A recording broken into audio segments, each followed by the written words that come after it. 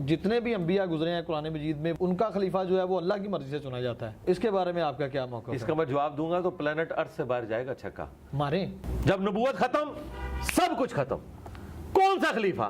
جو حضرت ابوبکر عمر عثمان و علی ہیں یہ خلیفۃ رسول وہ والے خلیفہ نہیں ہیں جو انبیاء کے خلفاء ہوتے تھے. اگر حضرت امیر حمزہ زندہ ہوتے تو پہلا خلیفہ انہوں نے بننا تھا. حضرت عمر کو جناب علی کا داماد کہا جاتا ہے. تب میاں بیوی راضی کیا کرے گا قاضی؟ چھوڑیں یار یہ غیر علمی باتیں ہیں. حضرت ابوبکر کو لے کر حضرت عمر اور جو وہ اپنی خلافت کا سلسلہ چلانے کے لیے اتنے پریشان نظر آتے ہیں، جبکہ جناب رسول خدا اتنا سلسلہ جناب آدم سے شروع ہوا رسول اللہ تک آیا، وہ اپنا خلیفہ ہی نہیں چھوڑ کے گئے، عوام منتخب کر رہے ہیں ان کا خلیفہ مشورے کے ساتھ. اور جتنے بھی انبیاء گزرے ہیں قرآن مجید میں وہ ان کا خلیفہ جو ہے وہ اللہ کی مرضی سے چنا جاتا ہے. جناب موسیٰ علیہ السلام کا خلیفہ، جناب زکریا علیہ السلام رو کے دعا کر رہے ہیں کہ مجھے ڈر ہے اپنے بھائیوں کا، کوئی میرا جو ولی ہے وہ مجھے دے دیں. تو اس کے بارے میں آپ کا کیا موقف ہے؟ اس کا میں جواب دوں گا تو پلانٹ ارتھ سے باہر جائے گا چھکا ماریں. مجھے بتائیں رسول اللہ سے پہلے خاتم النبیین آیا کون ہے؟ جب نبوت ختم سب کچھ ختم. کون سا خلیفہ؟ کسی کی اہلیت ہے کہ وہ رسول اللہ کی پوسٹ کو سنبھالے ختم نبوت کے بعد؟ ختم نبوت کا مطلب کیا ہے؟ اب اللہ نے زمین پہ کسی سے بات نہیں کرنی تو کس کی جرأت ہے کہ نبی کی سیٹ پہ بیٹھے آ کے، اور وہ غیر نبی ہو؟ نبی کی سیٹ صرف نبی سنبھال سکتا ہے، اور سب سے بڑا نبی خاتم النبیین اس کی سیٹ غیر نبی کیسے سنبھال سکتا تھا؟ یہ مثالیں جب دیتے آپ سمجھے. داؤد کا خلیفہ سلیمان ہو سکتا تھا نا. داؤد علیہ السلام خاتم النبیین نہیں ہے اور ان کا بیٹا پیغمبر ہے، ختم نبوت نہیں ہوئی تو پیغمبر کا خلیفہ پیغمبر. آپ پہلے مجھے یہ مثال دیں کہ انسانی تاریخ میں نبی نے غیر نبی کو کبھی خلیفہ کیا ہو. اس کی تو مثال ہی کوئی نہیں موجود. تو اب آپ کیوں ڈیمانڈ کر رہے ہیں کہ ابوبکر اور علی خلیفہ ہوں؟ کہ نبی نے اپنے خون سے خلیفہ چنا نا. نہیں وہ بات آئے گی، میں پہلے آپ کو مثال ختم کر رہا ہوں. یہ مثالیں انبیاء کی دیتے ہیں. نبیوں کے بعد نبوت کا سلسلہ جاری تھا تو نبی کا خلیفہ نبی ہوتا تھا. پہلے کوئی تاریخ انسانی میں یہ ثابت کرے کہ نبی نے غیر نبی کو کبھی خلیفہ بنایا ہو. کیا علی نبی ہے؟ اس میں تو بس شاکی کوئی نہیں. تو پھر آپ ان کو کس نے خلیفہ تو رسول بنانا چاہتے ہیں؟ نبی علیہ السلام کا خلیفہ وہ ہوگا جو نبی ہو، کم از کم نبی ہو. اور میں اس سے اگلی بات کرتا ہوں، وہ کم از کم نبی ہو اور سیکنڈ ٹو پرافٹ ہو. یعنی حضرت ابراہیم اگر اس کے لیول کا کوئی بندہ ہوتا نا تو میں مانتا کہ وہ حضور کا خلیفہ ہوتا. لیکن ختم نبوت کے بعد کس طرح آپ کسی انسان کو، لہذا وہ مثال دینا، آپ اس مقدمے کو سمجھیں. یہ سب سے بڑا فراڈ ہے جو یہ لوگ کر رہے ہیں غالی شیعہ، کہ وہ مثالیں دیتے ہیں پرانی. یہ اس طریقے سے نہیں ہوتا، دودھ اور چونا برابر نہیں ہو جاتا. جب نبی کا خلیفہ کبھی غیر نبی ہوا ہی نہیں ہے تو آپ کس طرح غیر نبی کو خلیفہ مان رہے ہیں جبکہ ختم نبوت ہو چکی ہے؟ ختم نبوت کا مطلب یہ ہے جو مولا علی نے کہا آسمان کا زمین سے رشتہ منقطع. ناج البلاغہ میں جو مولا علی نے رسول اللہ کی میت پہ خطبہ دیا ہے کہ یا رسول اللہ آپ کی موت باقی نبیوں والی نہیں ہے، اب آسمان کا زمین سے رشتہ منقطع ہو گیا. مولا علی خود مان رہے ہیں کہ ابھی کام ختم ہو چکا ہے. جب کام ختم ہو گیا تو خلافت کی ضرورت نہیں ہے. اچھا اب خلیفہ، پھر اگر نبی کا کوئی خلیفہ اس طرح کا روحانی ہونا چاہیے تو وہ خلیفہ پھر ایسا ہونا چاہیے جس سے ہم استفادہ کر سکیں، میں بھی استفادہ کر سکوں. تو لائیں کدھر ہے وہ خلیفہ؟ علم میں جناب امیر کا، جناب امیر کے سامنے موجود نہیں نا. علم میں، جناب شجاعت میں، میری بات سنیں، بہادری میں، جنگ میں، آپ جتنے بھی اصحاب سرکار یہ ساری باتیں آپ کی درست تھیں نبی علیہ السلام کی وفات کے وقت. میں آج پوچھ رہا ہوں کہ بین نبی علیہ السلام کے خلیفہ سے ملنا ہے، کدھر ہے وہ؟ اگر آپ کہتے ہیں وہ قبر میں ہے تو میں کہوں گا وہ اگر قبر میں ہے تو میں رسول اللہ کی قبر پہ کیوں نہ جاؤں؟ میں نے اس کی قبر پہ جا کے کیا کرنا ہے؟ تو جو بخاری میں حدیث ہے، نہیں وہ بعد میں آگا، پہلے آپ ڈاکٹرن کلیئر کرتے جائیں کہ مجھے تو اس خلیفہ کا فائدہ ہے کہ جو مجھے کہے کہ میں حضور کا ساتھی ہوں، یہ حضور سے میں نے سنا ہے تو یہ لو علی یہ نوٹس بنا لو. مجھے اس طرح بھی بتانے والے 1300 سال پہلے قبروں میں جا چکے، اس کا مطلب ہے نبی کا کوئی خلیفہ نہیں ہے. لیکن میں آپ کو بتاتا ہوں نبی کا خلیفہ آج بھی موجود ہے، قرآن. یہ قیامت تک نہیں ختم ہوگا. تو نبی علیہ السلام کا خلیفہ ہے قرآن. جو حضرت ابوبکر عمر عثمان و علی ہیں یہ خلیفۃ الرسول وہ والے خلیفہ نہیں ہیں جو انبیاء کے خلفاء ہوتے تھے. یہ خلیفۃ الرسول ہیں صحابہ کے اجماع کے ساتھ آپ کے نظام حکومت کو بعد میں چلانے کے لیے. دین جو ہے وہ مکمل ہو چکا اور اس میں یہ خلفاء بھی جو دینی فیصلہ کریں گے وہ قرآن و سنت میں پیش ہوگا. اور یہ قرآن میں لکھا ہوا ہے جہاں سے آپ لوگ ایک ٹکڑا اٹھاتے ہیں وَأُولِي الْأَمْرِ مِنْكُمْ وَأُولِي الْأَمْرِ مِنْكُمْ، اگے بھی ٹرو نا فَإِن تَنَازَعْتُمْ فِي شَيْءٍ فَرُدُّوهُ إِلَى اللَّهِ وَالرَّسُولِ. اولو الامر کہتے ہیں نا مولا علی کو، اولو الامر کہتے ہیں سنی ابو بکر کو. تو آگے کیوں آیا ہے کہ جب جھگڑا ہو جائے تو اللہ رسول سے فیصلہ کرواؤ؟ اس کا مطلب ہے کہ اولو الامر اس قابل نہیں ہے کہ وہ اللہ رسول کا سکسیسر ہو سکے اس اعتبار سے کہ وہ 100% کریکٹ ہو. کہا کہ جب تمہارا امیر سے جھگڑا ہو تو تم نے قرآن اور سنت سے فیصلہ کروانا. اگر قرآن و سنت کا خلیفہ ابو بکر عمر عثمان و علی تھے تو فیصلہ پھر قرآن و سنت سے ہی کروا رہے ہیں. اس کا مطلب ہے ان سے اختلاف بھی آپ کر سکتے ہیں. لوگوں نے کیا ہے, حضرت علی سے بھی اختلاف کیا ہے, حضرت ابو بکر سے بھی کیا ہے, عمر سے بھی کیا ہے. ختم نبوت وہ ٹائٹل ہے جس نے وہ ساری ایگزامپلز ختم کر دی جو پہلے تھیں کہ نبیوں کے خلیفہ نبی ہوتے تھے.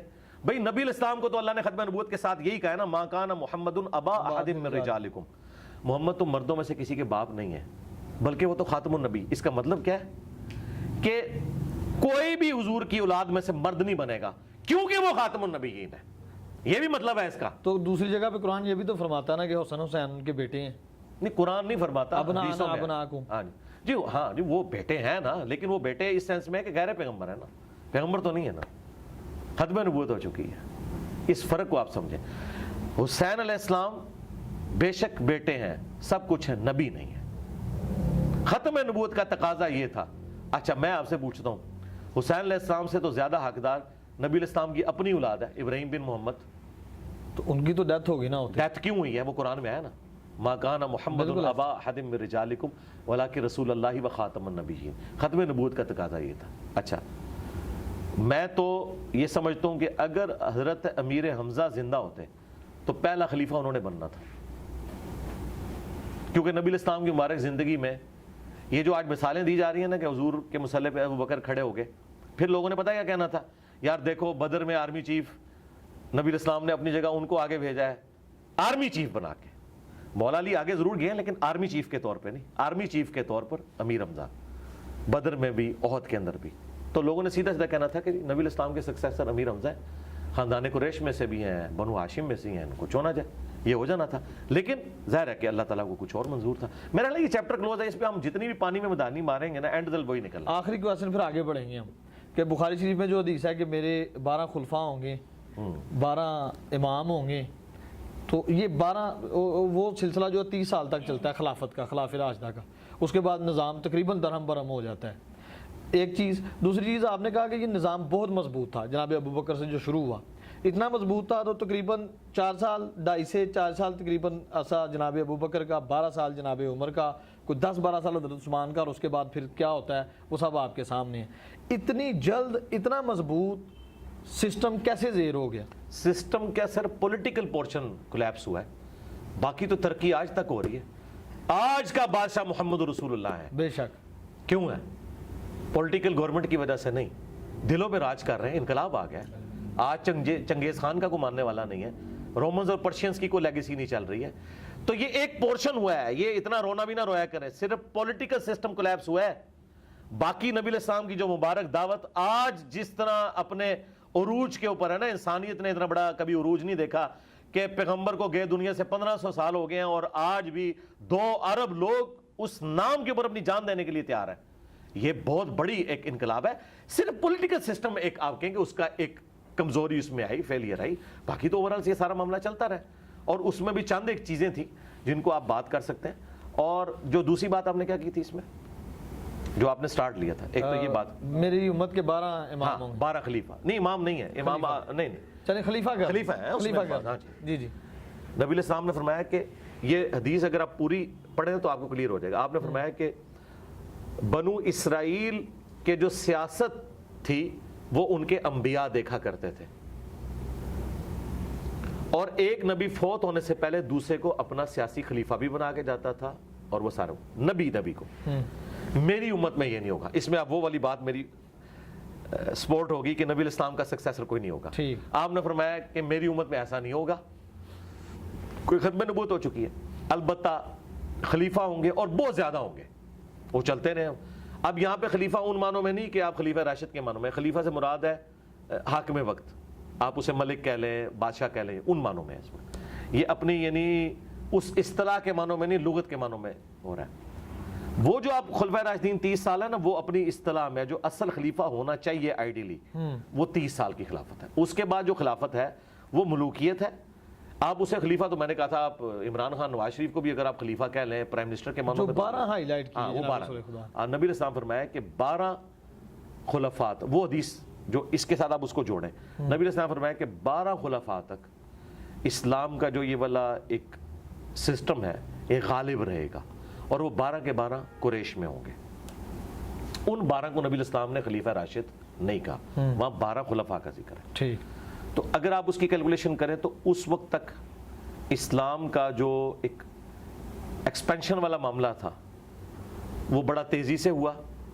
جس طرح آپ 3 یا 4 پیڈل مارے نا تو تھوڑی دور تک سائیکل چلتی ہے نا, بالکل. جو 30 سال کی محنت تھی نا وہ 130 سال تک نکال گئی. یعنی ان کے ادوار کے اندر وہ معاملہ چلتا رہے گا. اگرچہ ہمارا پولیٹیکل سسٹم کولیپس کیا, پھر بھی مسلمانوں کے جو فتوحات کا سلسلہ ہے وہ جاری رہا. اللہ تعالیٰ نے وہ ظاہر اپنے دین کو ایکسپینڈ تو کرنا تھا نا. رومنز کے ساتھ جنگیں رہیں اور آگے معاملات چلتے رہے, کرتے کرتے مسلمان اسپین تک بھی پہنچ گئے. یورپ بلکہ وہ ایک صرف جنگ ہار گئے تھے فرانس والی, ادروائز تو یورپ بھی پورا مسلمانوں کے پاس آ گیا تھا. تو یہ سارے کا سارا معاملہ چلتا رہا. تو ان معنوں میں یہ ایک تشریح ہے, اس میں ان خلفاء کی تعریف نہیں ہے بلکہ ان کے دور کی تعریف ہے کہ ان کے دور تک اسلام کا غلبہ رہے گا. کیونکہ دوسری جگہ آ گیا کہ 30 سال تک خلافت راشدہ, اس کے بعد کاٹ کھانے والی ملوکیت. وہ خلافت ہے لیکن ملوکیت والی خلافت ہے. دوسرا, حافظ ابن کثیر, ابن تیمیہ اور باقی لوگ اس طرف بھی گئے ہیں کہ یہ 12 خلفاء کنزیکٹیو نہیں ہوں گے. 5 تو کنزیکٹیو آ گئے, ابو بکر, عمر, عثمان, علی, حسن ابن علی. 6 عمر بن عبدالعزیز ہیں, اور پھر قیامت تک کچھ خلفاء آئیں گے اور آخری امام محمد مہدی ہوں گے. یہ بھی تشریح اہل سنت کے ہاں چل رہی ہے. یعنی میں نے نہیں کی ہے, یہ حافظ ابن کثیر نے لکھی ہے. اچھا, ایک تشریح یہ کی گئی. اب شیعہ جو اس کو 12 امام کہتے ہیں, تو پھر اگر 12 امام والی بات مانی جائے تو 12 اماموں میں سے حکومت تو صرف 2 اماموں کو ملی ہے, مولا علی کو اور مولا حسن کو. باقی تو سارے امام خلیفہ بن نہیں سکے, قید کر دیے گئے, کر دیا. اچھا, اور نبی علیہ السلام حکومت کے پوائنٹ آف ویو سے خلافت کا ذکر کر رہے تھے یا ملوکیت کا ذکر کر رہے تھے یا حکومت کا. تو لہٰذا جو شیعہ نے یہ 12 اماموں والا کنسیپٹ 12 خلفاء سے نکالا ہے, یہ بالکل فراڈ نکالا ہے. بالکل نہیں نکلتا, یہ بالکل چیز ہی کچھ اور تھی. اچھا, اور سنیوں میں سے ناسبیوں نے ان سے 12 خلفاء کی جو فضیلت ثابت کی, یہ بھی دھوکہ دیا, کیونکہ 12 خلفاء کے اس دور تک کی بات کی ہے. ان 12 خلیفوں کی تعریف نہیں کی حضور نے, تعریف کی ہے خلافت راشدہ کی.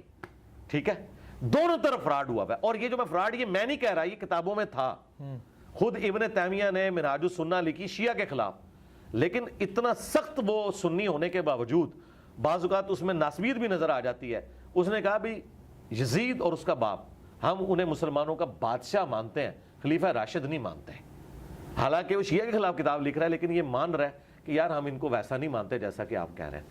یہ 12 خلفاء والا جو ناسبیوں نے رزلٹ نکالا وہ بھی ردی کی ٹوکری میں ہے, جھوٹ بول رہے ہیں, فٹ نہیں بیٹھتا, تطبیق ہی نہیں ہوتی. دوسری طرف 30 سال تک خلافت, پھر کاٹ کھانے والی ملوکیت, اس کا کیا کریں گے؟ جو میں آپ کو تشریح کر کے بتا رہا ہوں یہ علماء نے, محدثین نے لکھی ہے, اور یہی اس کی بیسٹ تشریح بنتی ہے. اور شیعہ نے جو یہ فراڈ نکالا کہ اسے 12 امام ثابت ہے, تو بھئی وہ تو خلفاء تھے, خلفاء جو ہیں وہ حکومت سنبھالتے ہیں, تو حکومت تو صرف مولا علی کو ملی ہے اور امام حسن کو بھی 6 مہینے, باقی 10 تو سارے کے سارے خلفاء کے ہاتھوں شہید ہوئے ہیں, تو حکومت تو نہیں ہے, لہٰذا ان کی بھی بات پوری نہیں ہوتی ہے. اور آخری خلیفہ جو ہے اسے جا کے حکومت ملے گی, تو پھر 3 خلیفوں کو ملی, باقیوں کو نہیں ملی. تو خلافت والے معنوں میں پھر یہ چیز نہیں ہے, امامت والا معاملہ. لہٰذا یہ معاملہ جو ہم بتا رہے ہیں آپ کو موقف, یہی موقف اہل سنت کے جن محدثین کا یہ موقف ہے, یہی حق پر مبنی ہے, یہ تمام روایتوں کو سیٹسفائی کرتا ہے. اور ہمارے استاد مولانا اسحاق صاحب کا یہی موقف تھا. میں نے ان سے جو 1-to-1 کوسچن آنسر سیشن کیا, اس میں انہوں نے یہی جملے بولے کہ بھئی علی بیٹا پھر ان 12, میں شیعہ حضرات سے بھی کہتا ہوں کہ 12 اماموں کو حکومتیں تو کوئی نہیں ملی. ہاں دیکھیں مولانا اسحاق, اللہ تعالیٰ ان کی روح کو خوش کرے جنت الفردوس میں, الحمدللہ. بعض اوقات وہ ایک جملہ ایسا بولتے تھے کہ میرے جیسے جو لوگ ہیں نا, وہ ان کے لیے وہ چابی ثابت ہوتا تھا اور ایک علم کا دروازہ کھول جاتا تھا. انہوں نے میرے انٹرویو میں کم از کم 15-20 بار دیکھ چکا ہوں ان کی وفات کے بعد. ہر دفعہ میں سنتا ہوں نا, میں کہتا ہوں یار یہ جو مولانا نے جملہ بولا, اچھا وہ مجھے فیل ہوگا, ہر بندے کو نہیں فیل ہوگا. اچھا, انہوں نے غدیر خم کی حدیث پہ شروع میں ایک جملہ بولا کہ علی بیٹا جو تم نے کہا نا کہ نبی الاسلام کا وسیع قرآن ہے, میرا یہی نظریہ ہے, کیونکہ حجۃ الوداع پہ آپ نے قرآن چھوڑا. اور میں اس میں انہوں نے کہا, میں اپنے شیعہ دوستوں سے بھی کہتا ہوں کہ حجۃ الوداع پہ اعلان غدیر حضور نے کیوں نہیں کیا جبکہ پوری دنیا کے لوگ جمع تھے. آپ وہاں اپنا خلیفہ چھوڑتے, وہاں تو آپ نے قرآن کی بات کی ہے جو صحیح مسلم میں 2950 ہے. سنت والی روایت تو دور کی کتاب تاریخ میں ہے, قرآن میں. علی بن ابی طالب موجود بھی نہیں تھے نا اس وجہ سے. اچھا, تو وہ انہوں نے بڑا پیارا جملہ کہ وہ موقع حضور نے کیوں ضائع کیا. انٹرنیشنل گیدرنگ تھی, سارے لوگ تھے, آپ اعلان کر دیتے. یہ غدیر پہ آپ نے کیوں کیا, اس نے آپ نے وجہ بتائی اس کی. جو مولانا اسحاق نے بولی میں اس کو ایکسپلور, انہوں نے کہا کہ غدیر پہ صرف اہل شام تھے اور اہل مدینہ تھے, باقی سب جا چکے تھے. اور اہل شام نے مولا علی کی خلافت کا انکار کرنا تھا اور جنگیں ان سے لڑنی تھی. اہل مدینہ مظلومین ہونے تھے, انصار مدینہ, ان کے اوپر یزید نے چڑھائی کی. بیسیکلی نبی علیہ السلام نے غدیر خم پہ یہ جو کہا نا میں اہل بیت کے معاملے میں تمہیں اللہ کا خوف دلاتا ہوں, آپ یہ بتا رہے تھے کہ میرے ساتھ, میرے اہل بیت کے ساتھ میرے بعد برا سلوک نہیں تم نے کرنا جو تم نے واقع حرہ میں کرنا ہے, جو صفین میں تم نے کرنا ہے. اہل شام والوں کو, شامیوں کو ڈرایا تھا, یہاں خلافت کا اعلان مقصود نہیں تھا. اور باقی تو میں نے آج جتنے دلائل رکھ دی ہیں کہ نبی علیہ السلام خاتم النبیین ہے, تو بھئی خلیفہ کہاں سے لائیں, کم از کم نبی چاہیے, ہاں, یا پھر نبی کے لیول کی کوئی چیز چاہیے تو وہ قرآن ہے جو بالکل واقعی غیر مخلوق ہے. تو یہ آپ بات سمجھیں مولانا اسحاق سے. اور ایک اور آپ تحفہ لے جائیں آج آپ کے کیمرے میں, بسم اللہ. دیکھیں شیعہ نے اتنا بڑا ہنگامہ کھڑا کیا کہ آیت مباہلہ کے موقع پر نبی علیہ السلام اپنی باقی بیٹیوں کو کیوں نہیں لے کے آئے, اس سے انہوں نے باقی بیٹیوں کا انکار کیا. حالانکہ آج کا سب سے بڑا غالی شیعہ یاسر الحبیب جو حضرت عائشہ کے اوپر قنوت نازلہ پڑھتا ہے نعوذ باللہ, اتنا غالی خبیث رافضی ہونے کے باوجود وہ کہتا ہے کہ جی بیٹیاں چاہ رہی تھی, وہ بھی مانتا ہے. یہ تاریخ میں ہے. اچھا دیکھیں, نہیں میں دیکھیں شیعہ میں اتنے ہارڈ لائنر جو حضرت ابوبکر عمر عثمان کو منافق کہیں, وہ بھی کہیں نہیں بیٹیاں چاہ رہے ہیں, تو اس کا مطلب ہے یہ بات تگڑی ہے. یہ میں شیعہ کے لیے بات کر رہا ہوں. اچھا, اب یہ مذاق اڑانے والی بات ہے, کیا وہ باقی 3 بیٹیاں اس وقت زندہ تھی مبالغے کے وقت؟ نہیں, وہ تو اس سے پہلے فوت ہو چکی تھی, تو قبر سے نکال کے تو نہیں لانا تھا نبی علیہ السلام نے. تو یہ اعتراض کتنا باطل ہے. اب یہ جگہ جگہ جو یہ اعتراض کرتے ہیں تو شیعہ علماء دوسری تو کہتے ہیں ہم تاریخ کے بڑے ماسٹر ہیں, ہمیں پتہ ہے کہ جی غدیر خم 18 ذوالحجہ کو ہوئی اور فلانی چیز فلانی تاریخ میں ہوئی. ایون انہوں نے آج تک تاریخیں ساری یاد رکھی ہوئی ہیں. ٹھیک ہے جی, 8 شوال کو جو ہے وہ بقیہ غرقت قبرستان کو گرا دیا گیا, اتنا کچھ انہوں نے یاد رکھا ہوا ہے. یہ ان کو تاریخ بھول جاتی ہے صرف سنیوں کو نیچا کرنے کے لیے. باقی 3 بیٹیاں کتنے سن, باقی او بھائی فوت ہو گئی سن, کوڑ مار دے ہو, جھوٹ بول دے ہو, تو یہ آپ جھوٹا الزام لگا رہے ہیں فوت ہو گئی ہیں, تو پھر یہ الزام بنتا ہی نہیں. اچھا, مولانا اسحاق نے ایک پھکا اس میں دیا. انہوں نے کہا کہ وہ بیٹیاں تو ہوگی تھی فوت, اور تم کہتے ہو کہ اہل بیت صرف یہ 5 بندے ہیں, نبی علیہ السلام کے ساتھ 4, کون سے, حسن, حسین, علی, فاطمہ اور سیدہ فاطمہ سلام اللہ علیہا. اگر تمہاری یہ لاجک ہم مان لیں تو علی کی ایک اور بیٹی بھی تھی اس وقت, کون سی, زینب, حضرت زینب. ان کو مبالغے میں کیوں نہیں لائے, کیا اہل بیت سے خارج کر دیا؟ یہ پھکا ہے, پلانٹ ارتھ سے باہر پھینکا چھکا مولانا اسحاق نے. اگر زینب مبالغے میں نہیں آئی, حضرت علی کی بیٹی, حسن و حسین کی بہن, تو کیا وہ اہل بیت سے خارج ہو گئی ہیں؟ حالانکہ تھیں, قبر سے نہیں نکالنا. اس کا استنباط حدیث قصاص سے بھی تو کیا جا سکتا ہے. سرکار چھوڑے, بات آگے چلے گی نا, بات آگے چلے گی, وہ مل رہی ہے نا اس کے اور ساتھ. سرکار بات کوئی اور ہو رہی ہے. بات یہ ہو رہی ہے کہ حسن و حسین کے بہن بھائی اہل بیت ہیں کہ نہیں, پہلے یہ بتائیں. جو عقیدہ تواریخ میں ملتا ہے اہل بیت کے بارے میں, وہ 12 امام ہیں. تو پھر تو میں کہتا ہوں, تو میرا تو خیال ہے پھر اہل بیت کے ساتھ یہ دشمنی ہے کہ مولا علی کی بیٹی جس نے یزید کے دربار میں اپنے بھائی حسین کا مقدمہ لڑا, اپنے باپ کا مقدمہ لڑا, اگر وہ اہل بیت نہیں ہے تو اڈے جڑے پوڈری تے چرسی دربارہ تے بیٹھے ہوئے اہل بیت بنے تھے, ایک دو اہل بیت ہو گئے نے جڑے آتے نہیں ہے امتی تے اسی اہل بیت. تو بھائی یہ بات ہے, یہ بات نہ کرے, آپ بھی گنہگار نہ ہو جائیے گا اللہ کے حضور, پکڑے نہ, لا حول ولا قوت الا باللہ. تو حضرت علی کی ساری اولاد جو فاطمہ سے ہیں وہ سب اہل البیت ہیں, چاہے وہ جناب محسن ہو چھوٹی عمر میں جو شہید ہو گئے, اہل سنت کے ہاں بھی وہ ہیں, لیکن وہ والا واقعہ نہیں جو یہ کہتے ہیں. بالکل. حسن و حسین بھی, اور ان کے ساتھ ان کی سسٹر زینب. زینب اس وقت 1.5-2 سال کی تھیں جب مباہلہ ہوا ہے, اور ان کو اٹھا کے جانا کوئی مسئلہ نہیں تھا. اور بڑی حیران کن بات ہے کہ فاطمہ سلام اللہ علیہا انہیں گھر کسی کے پاس چھوڑ کے آئی ہوں گی, لے کے ساتھ جانا کمفرٹیبل تھا. اور میں کہتا ہوں شکر ہے گھر چھوڑ گئی ہیں. آج ہم ان کو گھیچے سے پکڑ سکتے ہیں کہ بتاؤ اگر اس طرح تم نے اہل بیت سے لوگوں کو خارج کرنا ہے تو زینب بنت علی کیا اہل بیت سے خارج ہیں؟ جو زینب بنت رسول اللہ کو تم اہل البیت سے خارج کرتے ہو تو یہ ظلم نہ کرو. البتہ یہ بات درست ہے کہ باقی 3 بیٹیوں سے نبی علیہ السلام کی اولاد نہیں چلی, اولاد یہیں سے چلی ہے, آل محمد یہیں ہے. لیکن ہر بات یہ مولانا اسحاق صاحب نے ایک پھکا دیا تھا, میں نے آپ کو بتایا بعض کا وہ اتنی بڑی یعنی پھکا دیتے تھے جس کا جواب ہی ممکن نہیں. بخاری و مسلم میں بلکہ آپ نے کہا تھا میں ختم کروں گا, آگے چلوں گا, آپ آگے چلیے. میں حدیث پہ آ گیا ہوں نا آگے کہ صحیح ستہ میں امام حسین علیہ السلام کے قاتلان سے بھی احادیث لی جاتی ہیں, اور جبکہ اہل بیت کو دیکھیں یہ امام حسن کو, امام حسین کو, جناب علی بن ابی طالب کو, جن کے بارے میں رسول فرماتے ہیں کہ میں علم کا شہر ہوں, یہ علم کا دروازہ ہے, ان سے احادیث بہت کم لی جاتی ہیں. جبکہ امام باقر, امام جعفر صادق سے بھی بہت کم لی جاتی ہیں. حضرت ابو ہریرہ رضی اللہ تعالیٰ عنہ خیبر کے وقت مسلمان ہوئے, ان سے 5500 یا 55,000 تقریباً اس طرح سے نہیں 55,000 نہیں 5500 مشکل سے ہیں. ہاں, اور دوسری بات یہ ہے کہ مجھے بتائیں کہ ابو ہریرہ کہاں سے قاتلان اہل بیت ہو گئے؟ نہیں میں یہ نہیں کہا, تو آپ نے 4-5 باتیں مکس کر دی ہیں نا, تو آپ سٹیپ وائز یہ کویشچن اگلا تھا. ہاں, پہلی بات ہے قاتلان جو اہل بیت ہیں یا جو ناسبی ہیں ان سے اگر کوئی روایتیں لی ہیں اہل سنت کے اماموں نے تو وہ تائید میں لی ہیں, اور ساتھ ان کا سٹیٹس بھی بتایا.